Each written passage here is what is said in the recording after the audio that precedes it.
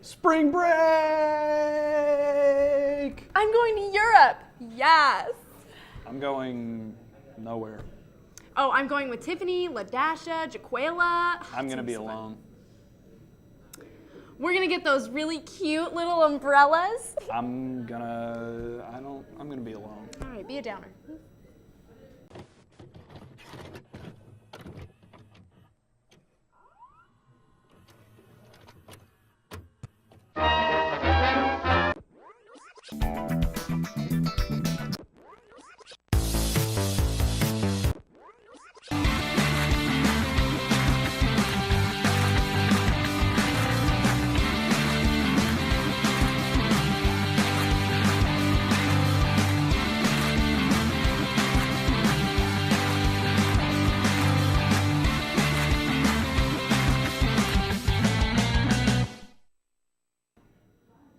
Welcome back to The Real Deal, Ball State's premier entertainment news show. I'm your host, Abby Perry. And I'm Noah Bullard.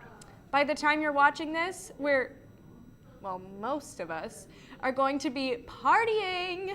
I'd rather be watching movies than partying. Would you really? No, but at least I have some good movies to pick from. You know who has got that list? Shelby Deal. Let's take a listen. Shelby? Hello everyone, I hope you're ready for a good old-fashioned trailer watch because that's what I'm delivering to you today. The movie trailers we will be looking at are Godzilla, King of Monsters, Little, and Captive State. Let's start this off with Godzilla, King of Monsters. The movie follows Monarch, a cryptozoological agency, in their efforts to fight off ancient monsters they thought were myths, including Godzilla. Godzilla clashes with Mothra, Rodan, and the three-headed King Ghidorah to earn supremacy as human existence hangs in the balance. The best part of this trailer is the beginning because it shows the utter hopelessness humans feel in this world when stacked up against monsters who don't care about the collateral damage that comes from their fights. The trailer opens up on Madison Russell, the young daughter of Dr. Emma Russell, a paleobiologist who can communicate with the monsters.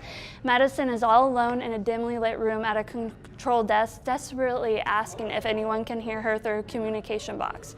At first, she does not hear anything, but then sounds of destruction start to come through the box, and it scares her so bad she pushes her chair away from the desk, puts her hands over her ears, and squeezes her eyes shut as if that might help her forget this is all happening. Punctuated by this scene is the insert of moments of destruction of the outside world. This includes a misty, gray, yet oddly calm water filled with debris but otherwise deserted, the obligatory scene of people running frantically in the street that seems to plague disaster movies, and the Capitol building in Washington, D.C. literally burns while the sky is turbulent with unnatural lightning filling the air. This introduction of the trailer sets the tone for the rest of the movie, and it does a good job of painting it as a frantic disaster. The monsters are another great part about the trailer. It shows them in their terrifying glory. One standout scene is where King Ghidorah destroys what looks like a baseball stadium. One step and he knocks down a Dunkin' Donuts sign on the stadium. Stadiums are supposed to be huge, and it's toppled with very little effort from King Ghidorah. It shows what the people in Godzilla are up against in this movie, and it is a little disheartening. An interesting part of this trailer is that it shows that Millie Bobby Brown plays Madison Russell. I'm, for one, excited to see her play a different character other than Eleven to see if she can distinguish herself from the iconic part. The movie comes out May 31st, and I will definitely go see this movie. Now, let's dive into Little. The plot of this movie surrounds Jordan Sanders, a rich businesswoman who is the boss of her own company. However, she does not treat people with kindness, including little kids, which bites her in the butt when she asks the wrong little girl, "Who gonna check me, boo?" Because that girl does check her and wishes that Jordan was her age so she can check her. Magically, she wakes up as a preteen child, and her disgruntled assistant, April, has to take care of her as if she is her child. The best part of this trailer is that it does a great job of letting the comedy of the movie shine through. This is seen when Jordan still acts like she's a grown-up but is really her younger self. An example of this is when she pushes a red-haired kid out of her way, which she earlier on did as a grown-up when she gets off the elevator at her apartment. This time, though, the kid pushes her back, to which she promptly lands on the ground. Another funny moment is when she is at her work, bossing her workers around in a pink pinstripe suit. One of her workers yells out, "Whose child is this, running around in a tiny pink pantsuit?" It made me giggle. Another great part of this trailer is that it shows the conflict between Jordan and April as when they are both adults and when Jordan turns into her younger self. When they're both adults, Jordan calls April when she's asleep, and Jordan gets mad because she didn't answer right away and tells her to always be awake for her calls. She also shoots April down when she asks for a chance to help the company out in a more prominent position, and Jordan refuses, saying that April is only there to be her assistant. However, when Jordan becomes younger, April is suddenly in charge, though not through lack of trying from Jordan. April demands to wear Jordan's clothes since Jordan asked her to cover her at the office and she wants to look the part. Jordan calls April too fat to wear her clothes, multiple times in fact, including outside of school where Jordan has to attend because she is now a child. It is in this moment where April breaks Jordan in front of a school security guard and yells, "You all should spank your children more." The movie comes out April 12th, and it seems like the perfect movie to see when you just want to have a carefree laugh. Lastly, let's get into Captive State. This movie is of the science fiction and thriller genres. It takes place in a Chicago neighborhood a decade after extraterrestrial forces occupied the world. The movie delves into both sides, people that collaborated and people that felt like their world was taken from them. The best part about this trailer is that the extraterrestrial force was presented as mysterious. Throughout the trailer, these beings, if you could call them that, only show up twice. In these instances, I'm not really sure if what was presented was the force that holds the world captive or something that they send in to fight their battles. Anyway, they were presented as little black metal dots in the loose relative shape of a human, but turned into sharp spikes. Other than that, we see what I presume to be their ships, which almost looks like a black beehive. Another great part of the trailer is that it presents the sympathizer side as well as the resistance side. It has a scene where a football stadium is filled with people listening to a guy saying that without the legislator, what the extraterrestrial force is called, we would still be fighting amongst ourselves, that they showed us the better way. Then it shows the resistance, the Phoenix, ready to go on a mission. They stand in a circle and a plate is in the middle with some pills on it. One of the guys says no one gets taken alive, which shows their commitment to eradicating this force. This inherent conflict makes the movie very intriguing and exciting. Another interesting part of the trailer is that one of the resistors, Gabriel, seems to be captured by a government type that works for the legislator. The person that captures him asks Gabriel to work for him or end up like his father. The trailer goes back and forth between hinting at the captor working for the legislator, wants to get rid of the extraterrestrial force too, or if he wants Gabriel to actually betray the Phoenix. This creates a certain tension in the trailer that makes the movie enticing. The movie comes out March 15th, and I'm itching to see it. I'm Shelby Deal, and thank you for letting me talk about movies. Thanks, Shelby. You know what? None of those movies are coming out over spring break. Great. I guess I'll take a timeshare out in Gary. Gary? Really? Gary? It's free. They actually paid me for it. Gary is the city equivalent of the Oscars. Do you know how sad that is? Come on, the Oscars can't be as bad as Gary, Indiana. Who knows? Maybe the Oscars turned around this year. Well, that's exactly why Nate is here to give us his recap over the Oscars. Nate? Another award season has come and gone, and the Oscars just happened this past Sunday. And of course, people on the internet are angry that their favorite movie didn't win anything, or at least their least favorite movie took home Best Picture. I usually love the Oscars, and the build-up and all. But honestly, after this year, all I have to say is thank God it's over.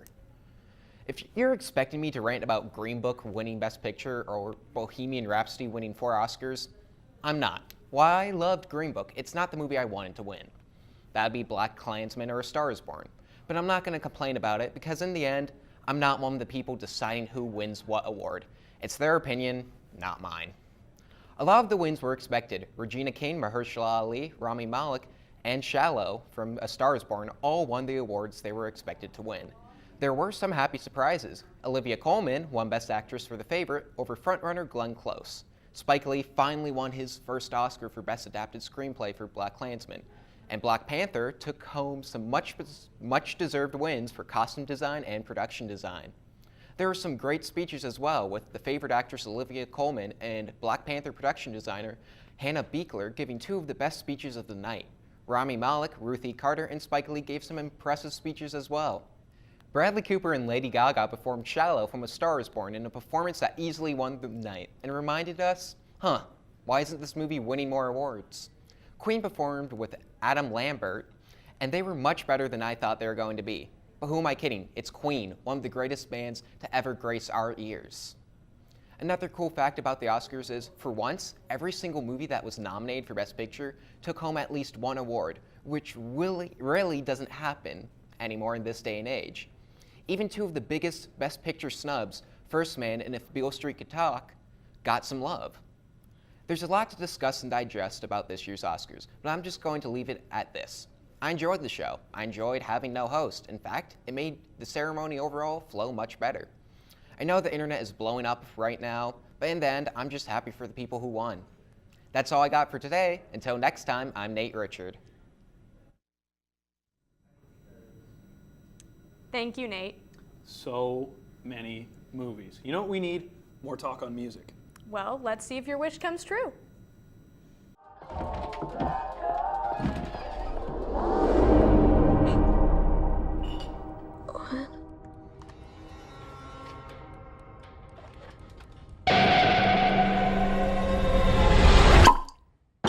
Did you find them? I guess she's been planting bags around the city. I was hoping someone brings them back to her. And you did. Oh my God, it's her. Just let it ring. I saw the bags, Greta. And I never want to see you again. I'm okay. Well, you looks bad. We here because your dad is dead. I'll be coordinating the funeral. I hope y'all can appreciate what I'm gonna try to do. And if you need anything, just let us know. I know it's about funerals. I done buried a lot of men. A lot of them. That funeral gonna be messed up. Are you ready for a miracle? You're about to get shot. This is the church. If you come up here with that bull, I don't mind busting you. Truc qui monte. Qu'est-ce que t'as? Tu sais, garde le secret.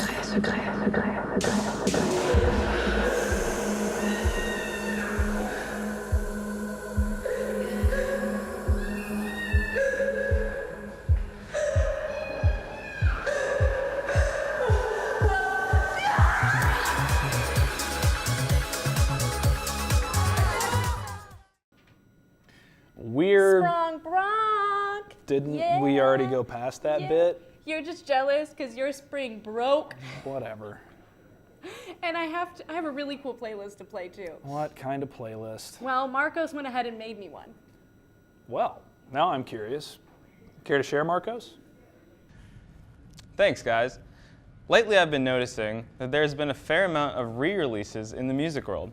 This month alone, Drake released his mixtape So Far Gone to streaming services for the first time to commemorate his 10th anniversary.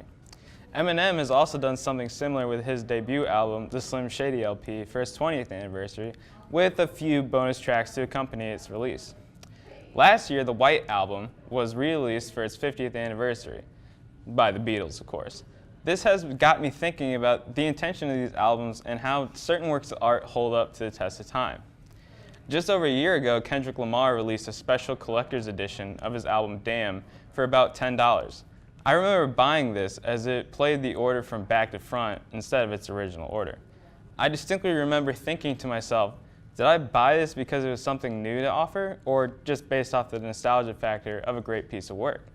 And I honestly don't have the answers for these questions. I think about having these albums that we love being released is a great thing. I think that it can bring back some great moments and sounds that we haven't heard in some time, while showing that audiences can always find more and get more out of their music. I also think that remasters, such as that of the Beatles album, offer more to listeners even long after the initial release of the album. In all, album releases are a fantastic new way to breathe some new life into some music that we may not have heard or taken the time to listen to in a while. So get out there and listen to some older music. Try and get something new out of it. I'm Marcos Carranza. Peace. Thanks, Marcos. Now I'm going to have to swap the playlist you gave me for a playlist of all your segments. Oh, I got my wish. We did finally talk about some music. Quick, make another wish. I wish Logan was here. That's what you wish for out of everything in your imagination? What more could we need? I guess you're right, Logan. What do you get when you cross comedy, murder, time travel, and a school with the weirdest mascot on the planet? you get Happy Death Day to You. Though all of those things could be said about the first movie. I need to come up with better intros. Anyway, it doesn't matter. Let's break down this movie and see if it lives up to the charm, humor, and overall well-doneness that was the first Happy Death Day. The film begins with Ryan, the lovable blonde sidekick from the previous movie, waking up in his car. He gets out and walks down the street. He encounters several different people on his walk. A skateboarder, a grandma with a mean little dog. Hold on, I gotta rant a second. Little dogs are demons, okay? And you can't convince me otherwise. If I wanted a small animal who hated me, I just get a cat. And even then, cats are amazing. Little dogs are spawns of Satan, and only big dogs are allowed in heaven. Anyway, Ryan makes it back to the dorm, and it's revealed that it's Monday the 18th all over again. The cycle has restarted. That's all I'll say for now, as I think you should experience the rest of the film. Now let's get into the review. First off, 2U is just as funny as the first installment. I was expecting the second movie to be way cheesier and have lesser quality jokes, but that's not the case. I laughed my tush off at several occasions during the film. The writing in general is also just as good as the first film. The dialogue doesn't seem forced, all of the scenes make sense, and nothing about the order of the scenes felt out of place. One place specifically where the writing was just as good was when they expanded on the time travel aspect of the movie. No spoilers here, but it was interesting how they incorporated Ryan and a few new characters into being bigger players in the series. The new characters, Ryan's nerdy friends Samar and Andrea, are great new additions to the series. One place where the movie falls off, however, is the twist ending. Again, I won't spoil the ending, but the big twist at the end is convoluted and pretty stupid. I can think of several different ways that they could have written the ending with the same twist that would have made more sense. The way the movie has the twist was just the twist ending with extra steps. Besides that, however, Happy Death Day 2U is just as good as the first film. The comedy is great, the writing is good, besides the stupid twist ending, and the way they explore the time travel aspect of the film is mega interesting. Happy Death Day 2 is also boasting almost the exact same rating as the first film, and that isn't a bad thing. The first film was a great addition to the slasher genre, and Happy Death Day 2U is no different. My name is Logan Lewis, and I'll see you when you wake up. Thanks, Logan. Shameless. Plug. Time. This week we've got Rental Breakdown. Your favorite lineup is here with Marcos, Earl, and Andre. And don't forget about the one, the only, Logan Lewis on his show. His show. We're back again, everybody. The show somehow has survived this long and hasn't been canceled yet. But I think after today, I think it will be canceled.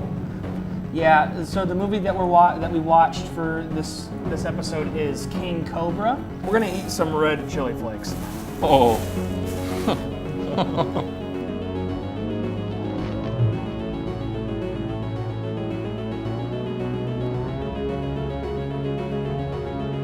All right. Can we actually get a trash can next to me?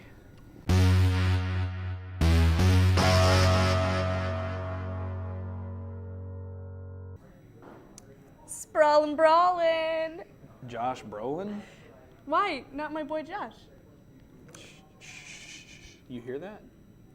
No. Exactly. No segment. Wait. From the shadows. It's Mackenzie. Take it away, Mackenzie. Okay, so I'm not sure if y'all heard, but Avril Lavigne is back. After basically falling off the radar for the last 6 years, the Canadian singer has finally released a new album. She has the new single, Head Above Water, and she released it in September of 2018, which is also the title song for her album.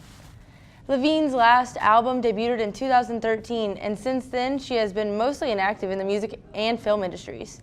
She dabbled in acting in the early 2000s, appearing in the animated film Over the Hedge as the voice of Heather the possum.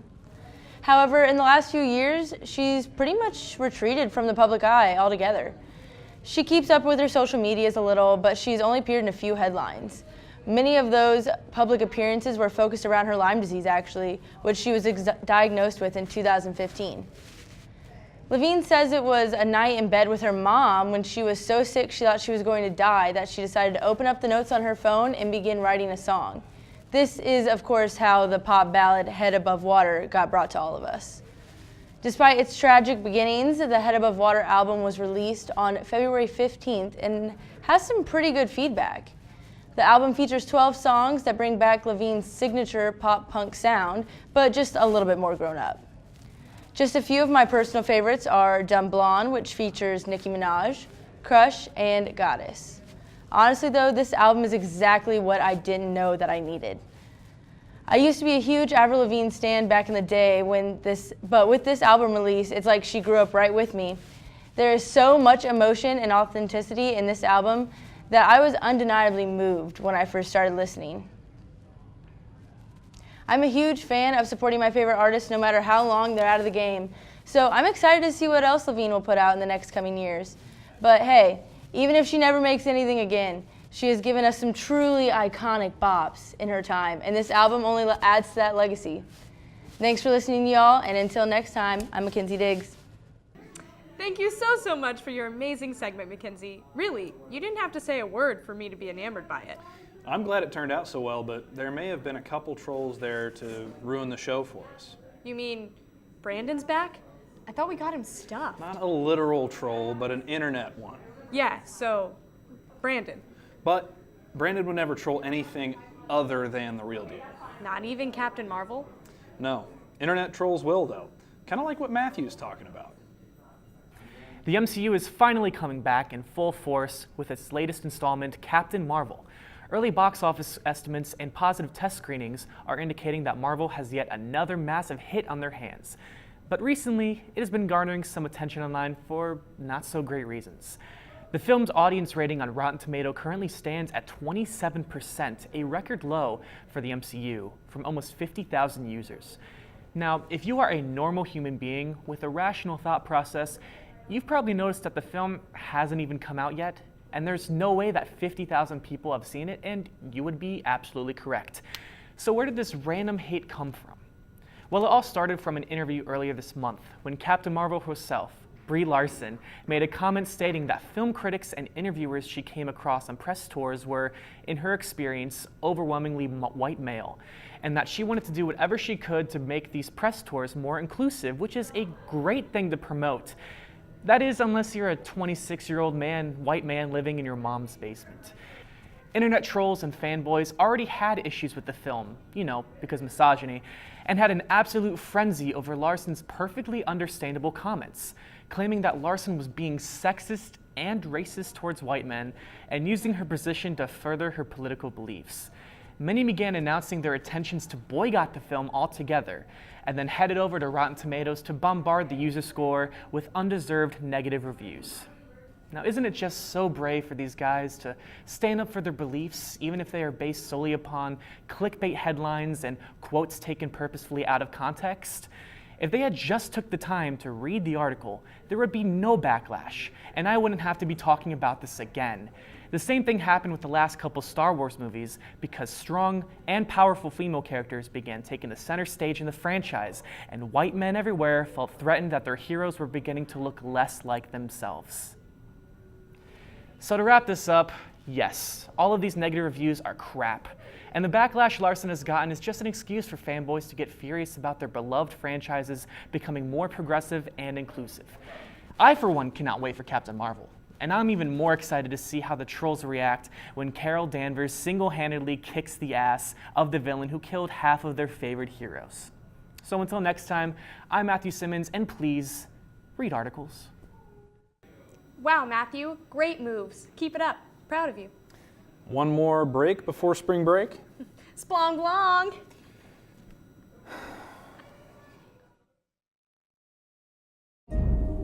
This is Berk, son. It was the home of your grandparents and their grandparents before them. But out there, beyond the edge of the world, lies the home of the dragons.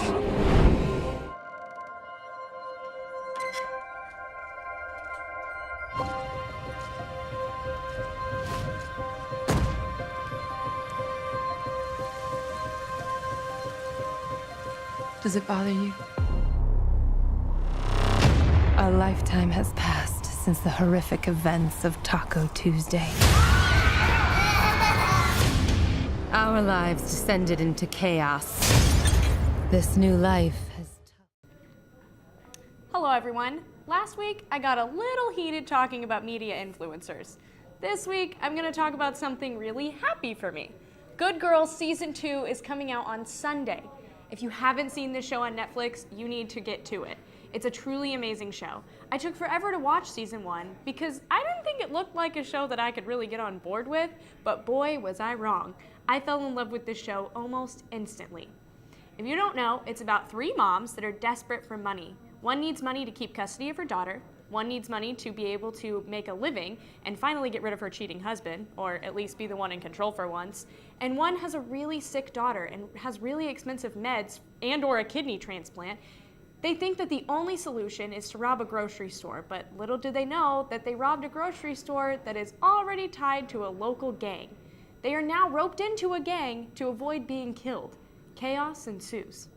This show has heartbreak, comedy, action, and love.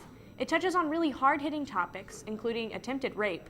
One mom has a really sick daughter, as I mentioned before, and she has to lie to her cop husband about where the money's coming from. One of the moms has a transgender daughter, and she has to constantly worry about the bullies and the safety of her child at school. The last mom is very dependent on her husband for money, but he is cheating on her and not treating her very well. All of these topics are raw and bound to strike emotional chords throughout the comedic series.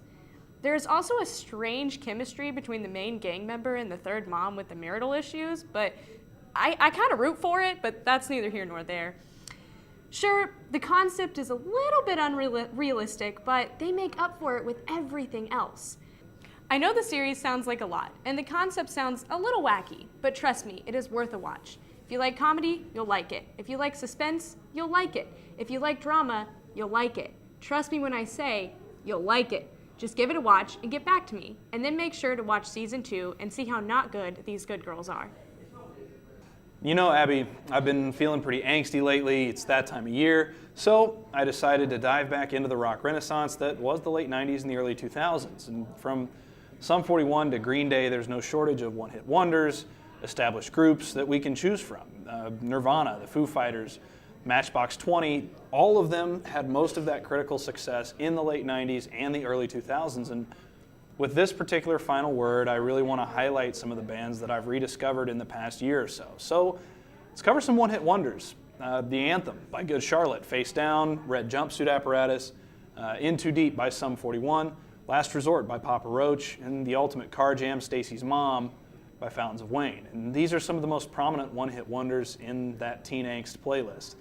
However, there are some staples of the era that reign supreme over all the rest. And the fellas from Green Day made most of their money in the 90s. And their critically acclaimed album, Dookie, Nimrod was released in the same year, and their most successful album, American Idiot, that was released in 2004.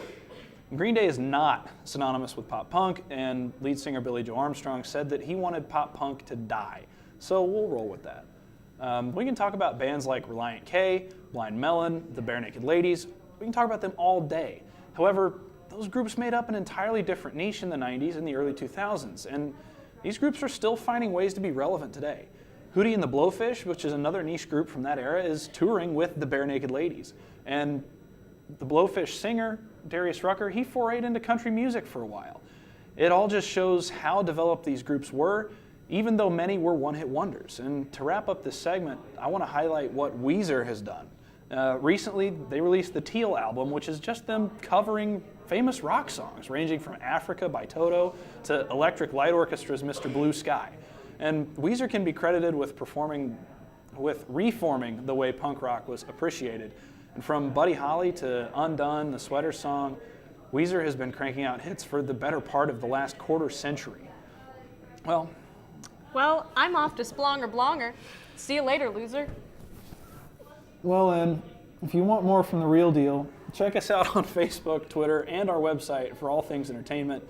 I'm your host, Noah Bullard. And I'm Abby Perry. See you next time on The Real Deal.